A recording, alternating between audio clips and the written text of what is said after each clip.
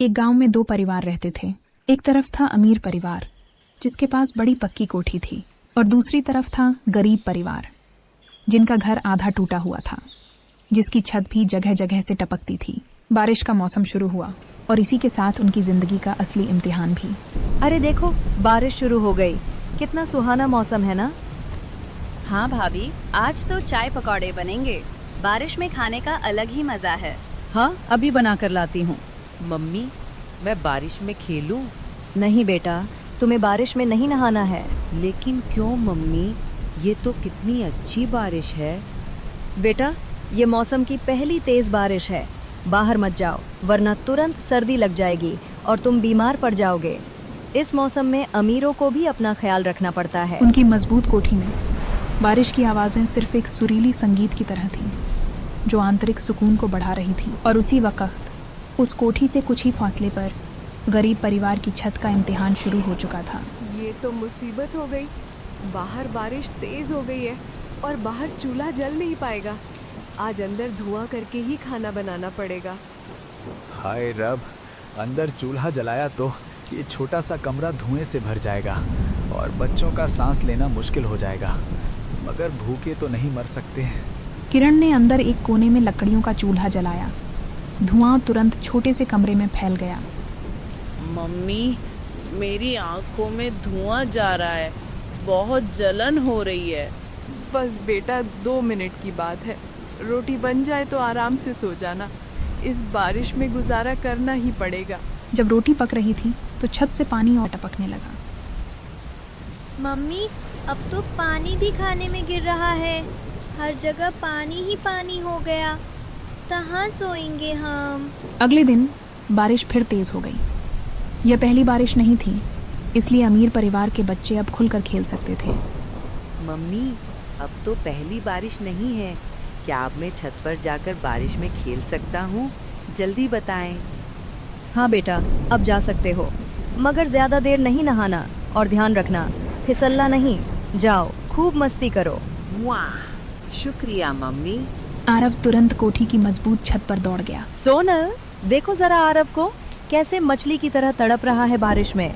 कितना खुश है मेरा बच्चा।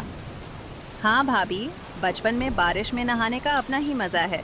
लेकिन देखो, वो सामने कच्ची झोपड़ी वाले रवि के बच्चे कैसे खिड़की से हसरत से झांक रहे हैं। हाँ बेचारे, उनकी छत तो टपक रही होगी। अल्लाह सबका भला करे। अरे भाभी, आप भी किसका सोचने लगी? इन लोगों को तो आदत होती है। गरीबों का काम ही रोना धोना है। हम क्यों अपना मूड खराब करें? हाय, वो कितने मजे कर रहा है। काश हमें भी इजाजत मिल जाए और हमारे घर में भी पक्की छत होती। दीदी, हमें तो बारिश में नहाने से पहले ही बुखार हो गया है। उस रात कच्चे घर में स्थिति और खराब हो गई। टपकने वाला पानी, अंदरूनी सीलन और टूटी हुई दीवारों से आने वाली बदबू ने घर में रहना दूभर कर दिया। मम्मी, मुझे बहुत सर्दी लग रही है। मेरा सर भी बहुत गर्म है। हे भगवान, इसे तो तेज बुखार हो गया है। ये सब बारिश के पानी और इस कच्ची जगह की वजह से हुआ है। हम क्या करेंगे? किरण तुरंत राहुल को लेकर नजदीकी डिस्पेंसरी में डॉक्टर के पास गई। बुखार तेज है।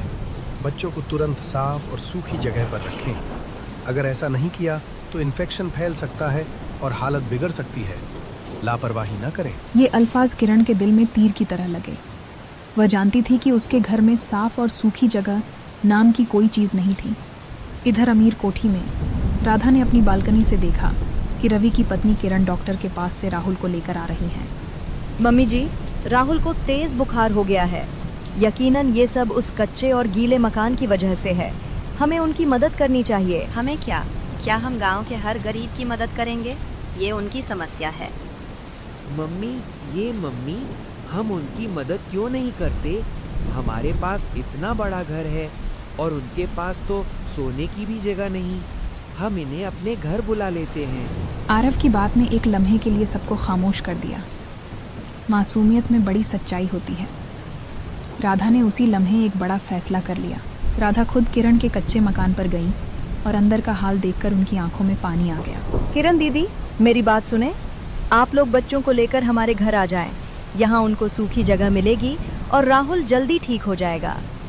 नहीं बहन, हम आप पर बोझ कैसे बने। प्लीज, ये इंसानियत है।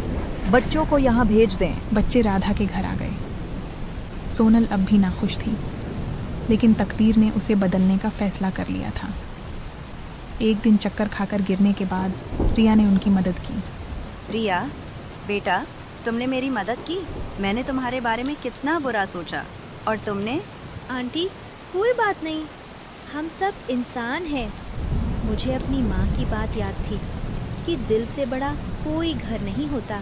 तुमने आज मुझे सिखा दिया रिया, दिल बड़ा होना चाहिए, दौलत या ऐना नहीं। मैंने अपना बचपन सिर्फ खिलौनों में बर्बाद कर दिया, पर तुमने इस छोटी सी उम्र में इंसानियत सिखा दी। सोनल का गुरूर टूट चुका था। उसने अपनी गलती तस्लीम की और बच्चों को गले लगा लिया। बच्चों को राधा के यहाँ छोड़कर रवि ने अपनी सारी ऊर्जा अपने 2 मंजिला घर के सपने पर लगा दी। किरण, अब मैं एक लम्हा जाया नहीं करूंगा। मैं दिन रात एक कर दूंगा। ईंटें और सीमेंट नहीं, पक्की मिट्टी और लकड़ी जमा करूंगा। हम भी एक पक्की छत बनाएंगे। रवि ने जुनून की हद तक मेहनत की। वह एक साथ 3-3 जगहों पर मजदूरी करता, ईंटों के भट्ठे पर, लकड़ी काटने पर और सीमेंट फैक्ट्री में।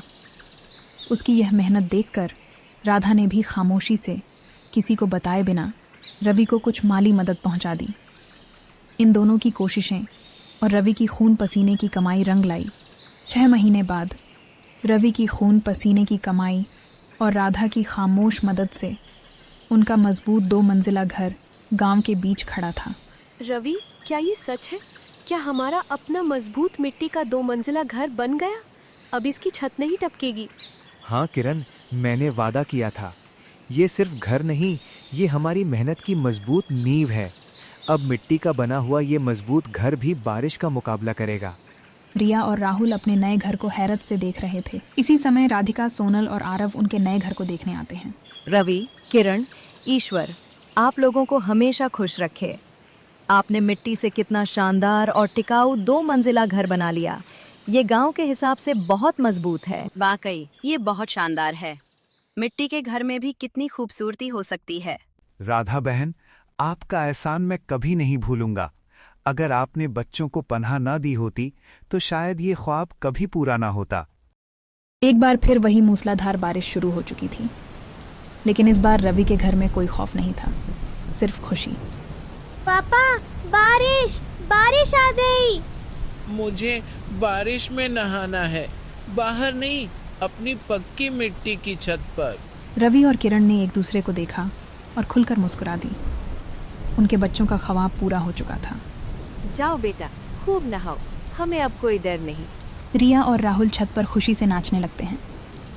रिया, राहुल, वाह, क्या ये पक्की मिट्टी का घर इतना मजबूत है? क्या मैं भी तुम लोगों के साथ ऊपर छत पर आ सकता हूँ? रू रू। बेटा, तुम गीले हो जाओगे। नहीं आंटी, सोनल, आरव को आने दे। जाने दो सोनल, आज उन्हें खुश होने दो। आरव, अब हमारी भी मजबूत मिट्टी की छत है। आज हम सब एक साथ खेलेंगे, और दिल तो हमारे हमेशा से बड़े थे। राधा और सोनल नीचे खड़े छत पर बारिश में मस्ती करते हुए बच्चों को देख रही थीं। रवि का 2 मंजिला मिट्टी का घर गांव में मेहनत और इंसानियत की नई मिसाल बन चुका था। रवि, अब बारिश आए तो डर नहीं लगेगा। मुझे आप पर फख्र है। हाँ किरण, ये सब तुम्हारे और बच्चों के लिए है। अब हम आराम से रहेंगे।